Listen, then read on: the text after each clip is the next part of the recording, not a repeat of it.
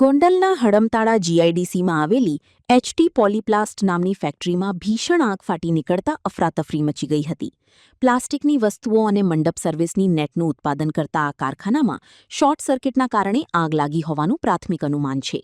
આગ એટલી વિકરાળ હતી કે જોતજોતામાં કારખાનું તેની લપેટમાં આવી ગયું હતું. અંદાજે 3 થી 4 કરોડનું નુકસાન થયાનું પ્રાથમિક તારણ છે. ફાયર વિભાગની ટીમો ત્વરિત ઘટના સ્થળે પહોંચી હતી અને સતત પાણીનો મારો ચલાવી આગ પર કાબૂ મેળવવાના પ્રયાસો હાથ ધર્યા હતા. સદનસીબે આ ઘટનામાં કોઈ જાનહાનિના સમાચાર નથી, પરંતુ કારખાનામાં રહેલો તૈયાર માલ અને મશીનરી બળીને ખાખ થઈ ગયા છે. મારું નામ હાર્દિકભાઈ મનસુખભાઈ ડોબરિયા. 7 થી 8 વર્ષથી ધંધો કરું છું. રાત્રે 12:30 થી 1ની વચ્ચે મને મારા મેનેજરનો ફોન આવેલો કે કંપનીમાં આગ લાગી છે. પછી મેં તરત ફાયર બ્રિગેડને જાણ કરી અને પછી તરત હું કંપની ઉપર પહોંચી ગયો. હું અત્યારે મંડપ સર્વિસની નેટ બનાવું છું અને બાથરૂમના ટૂલ્સ બનાવું છું અને અંદાજે 3.5 થી 4 કરોડ રૂપિયાની નુકસાની છે.